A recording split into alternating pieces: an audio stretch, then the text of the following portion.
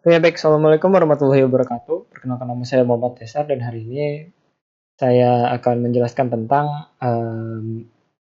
tiga algoritma dalam pembelajaran perencanaan, analisa, dan algoritma. Kita masuk ke yang pertama, dynamic programming, di mana dia itu membuat sebuah algoritmanya itu memecah masalah yang besar menjadi masalah subbab masalah kecil gitu. Jadi contohnya seperti saya mau contoh kasus nyatanya ya, kita langsung masuk kayak ke kasus nyatanya biar lebih paham juga.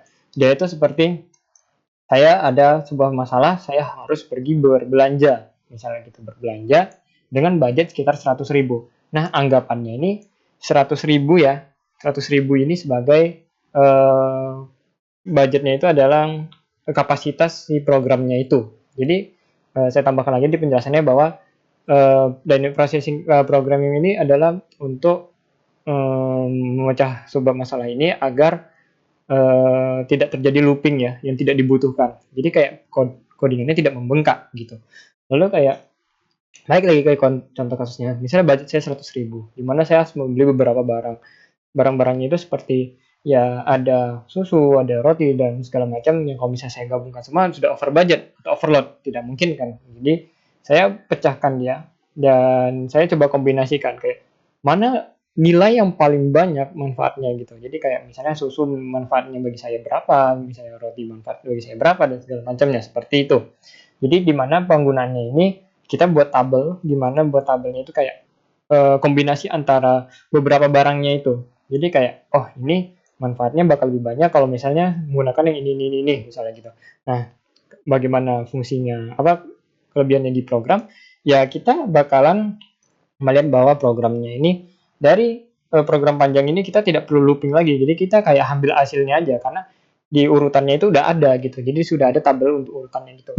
Lanjut kita ke yang kedua, itu adalah backtracking, di mana dia akan mencoba segala kemungkinan dan dia akan mundur, mundur pengerjaannya itu. Maksudnya mundur itu seperti apa?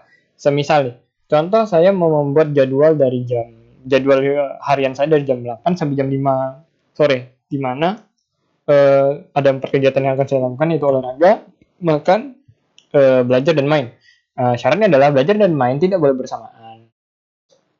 Maksudnya belajar sebelum main tidak boleh belajar, dan setelah makan tidak boleh olahraga gitu. Jadi saya coba dulu, pertama saya coba belajar, eh, makan, olahraga, main. Nah, itu di olahraga, makan setelah olahraga, makan sebelum olahraga, itu saya merasa tidak enak. Jadi kayak udah kita mundur, balik ke belajar lagi. Nah, belajar kita coba belajar, olahraga, makan, main. Gimana itu kayak oh ini lebih enak gitu, lebih kayak lebih baik gitu, dan dia lanjut begitu. Lalu ada yang namanya prone search-nya ya, dimana algoritma ini tuh dia mencoba mencarinya itu seperti contoh, ada sebuah saya waktu hari ini saya mau pergi ke tiga tempat berbeda, toko, kantor, dan bank. Nah, saya coba semua rutenya itu ya. Dia mencoba konsep ini seperti brute force, mencoba semua, namun dia memangkas mana yang kira-kira tidak diperlukan, itu dipangkas, tidak dipakai gitu.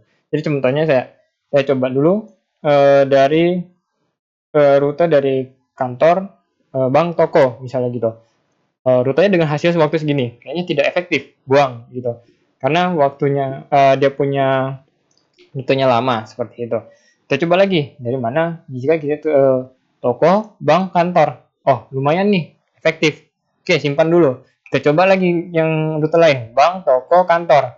Masih nggak terlalu efektif, masih efektif yang cara itu. Kita pangkas, kita buang yang cara baru ini. Kita masih tetap pertahankan cara yang lama. Kurang lebih seperti itu dalam hal Friendster ya. Oke, sekian penjelasan dari saya. Saya tutup. Wassalamualaikum warahmatullahi wabarakatuh.